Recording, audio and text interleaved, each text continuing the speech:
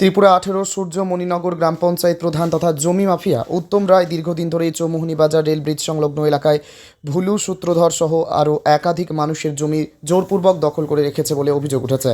দীর্ঘ লড়াইয়ের পর অবশেষে আদালতের নির্দেশে পুলিশ ও আদালতের আধিকারিকরা গত সোমবার ভুলু সূত্রধরের জমি গ্রাম প্রধান উত্তম রায়ের হাত থেকে দখলমুক্ত করে ভুলু সূত্রধরকে বুঝিয়ে দেয়।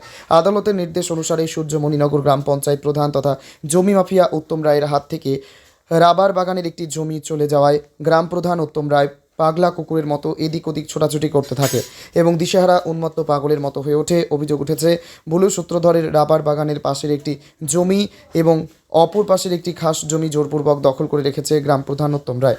তিনি খাস জমিতে রাবার বাগান লাগিয়ে তাতে বাঁশের বেড়া দিয়ে রেখেছে। গত সোমবার আদালতের নির্দেশে ভুলু সূত্রধর নিজের জমি ফিরে পাওয়ার পর ওনার জমির পাশেই সামান্য কিছু খাস জমিও ভুলু সূত্রধরের দখলে ছিল। সামান্য সেখানে কিছু জায়গায় ভুলু সূত্রধর বাঁশের বেড়া লাগিয়েছিল। এতে সহ্য হয়নি জমি মাফিয়া তথা গ্রাম প্রধান উত্তম রায়ের। বুধবার আমতলী থানার পুলিশকে ম্যানেজ করে ভুলু সূত্রধরের দখলে থাকা সামান্য কিছু জায়গায় বাঁশের বেড়া ভেঙে ফেলে জমি মাফিয়া তথা গ্রাম প্রধান উত্তম রায়ের সাঙ্গপাঙ্গরা এবং আমতলী থানার পুলিশ। পুলিশ সবসময় ন্যায়ের কথা বলবে, কিন্তু জমি মাফিয়া তথা গ্রাম প্রধান উত্তম রায়ের দখলে খাস জমিতে অনেকটা জায়গা জুড়ে বাঁশের বেড়ার বিরুদ্ধে আমতলী থানার পুলিশ কোনো ভূমিকা গ্রহণ করেনি এবং সামান্য কিছু বাঁশের বেড়া ভেঙে ফেলতে গ্রাম প্রধান তথা একজন জমি মাফিয়ার পক্ষ থেকে সেখানে উপস্থিত হয় আমতলী থানার পুলিশ। তবে এদিন পুলিশের এই আচরণে স্থানীয় এলাকাবাসীরা আঙুল তুলতে শুরু করেছে। পুলিশ জনতার পাশে থাকার জন্য নাকি অপরাধীদের সঙ্গ দেওয়ার জন্য। এই ঘটনার পর আমাদের সংবাদ মাধ্যমকে ভুলু সূত্রধর জানিয়েছে আবারও তিনি আইনি পথে লড়াই করবেন জমি মাফিয়া তথা গ্রাম প্রধান উত্তম রায়ের বিরুদ্ধে। ত্রিপুরা থেকে বিক্রম কর্মকারের সাথে Samarjit Chowdhury report, crime press Bengal news. প্রায় 12টার সময় আমতলিতে পিএসছিল সূর্যগঞ্জে কিছু লোক উপাদান আইলো। আয়া এই জায়গাটার ব্যাপারে থানার দারুক আইলো। আয়া কইল যে আপনি এই বেড়াটা দিচ্ছেন কাজ দিন, কিন্তু আমি তো খাসের জায়গা দিচ্ছি দল আমদার, এই হিসাবে আমি বেড়াইছি। কারণ আপনি বেড়া আমি ঠিক আছে, তাহলে আমার বেড়া ভেঙে গেলাম, আমি কেউ জানতো না। কিন্তু আমার বেড়া হইলো আপনার 80-90 হাত, 300 হাত খাসের জায়গার ভিতরে বেড়া দেখেছে সূর্যনের প্রধান। কিন্তু এটা কিছু কর না বলে কন বলে আমিও খাটের জায়গা দল করতাম না, এও দল করতো না, ঠিক নেই। কিন্তু না তাই না, এইটা উত্তর সত উত্তর না দিয়া তাই না আমি ডিসিএম দিয়েছে। আমি বললাম ডিসিএম তো আমার না একলা, আপনারও না, ডিসিএম তো সবারই। আপনি যে ডিসিএমতে আইলেন, আপনি অর্ডার কপিটা লইলেন যে খাটের জায়গা আপনি জল মুক্ত করছেন। আপনি আমার এটা হলে বাঙ্গালে তুমি বেড়া, আর তাই না হইলে জল মুক্ত করানো লাগতো না, ঠিক আছে নি। দেন না আপনি এই যে বেড়াটি, এই বেড়াটি আপনি দেখেন, আপনি ইয়া করতে প্রায় 400 হাত, বুঝলেন। এই বেড়াটা তাই রেখে গেছে। আমার বেড়াটা প্রধান উপপ্রধান মিল্লা এই ভেঙে গেছে। এই যে সূর্যনগর প্রধান উত্তম রায় আর উপপ্রধান এই নিমাই বৈষ্ণব মিলে এই বেড়া ভেঙে গেছে। এলাকার লোক সাক্ষী আছে, দরকার লাগলে সাক্ষী আমি দিতে পারুম, আমার কোনো আপত্তি নাই। এই বিষয়টা তাই নিয়ে কইলাম, তাই নিয়ে কোনো সদুত্তর দিল না। এই আমরা দারোগাবাবু দারোগাবাবু আছে, তাই নাম দুলাল দাস, বুঝলেন।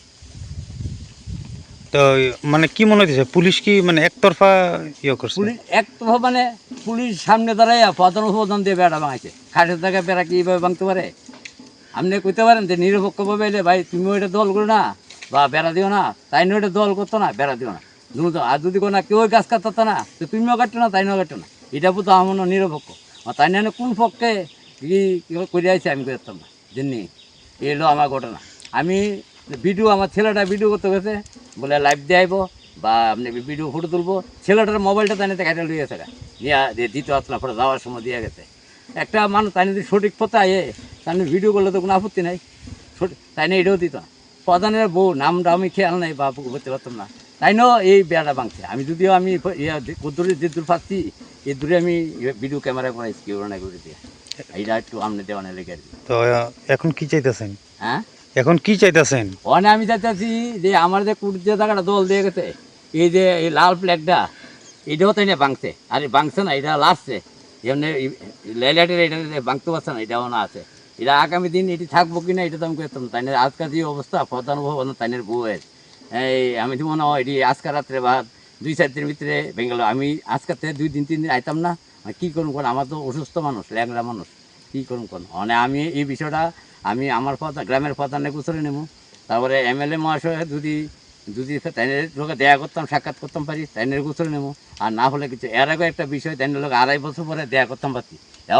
গ্রামে কোনো নেতৃত্ব নাই, প্রধান কেউ সহায়তা নাই। আমাদের গ্রামের মন্দির আছে একজন, তাইনে কৃষ্ণপদ গোস্বামী, তাইনের সহায়তা, তাইনের লোক তাইনের বাড়ি দিয়ে দেয়া করতাম পারছি।